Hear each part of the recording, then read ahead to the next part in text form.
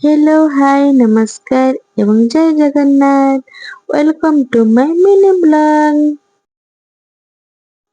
सकाळ आरंभ होते मो लड्डू पाखरु। ताकू सकाळ तेल मालिश करी ता मेडिसिन खुए ता कार्यक्रम आग मु सारी दिए। तापरे गाधे रेडी हो मु बाहरी ठाकुर पूजा करने पे। सकाळ ठाकुर पूजा सारी दे ब्रेकफास्ट कली मु। आज ब्रेकफास्ट हेइथिला रुटी आउ कोबी तरकारी। तापरे लड्डू को ता जेजेमा ता टब रे बसिकी गाधेई देले।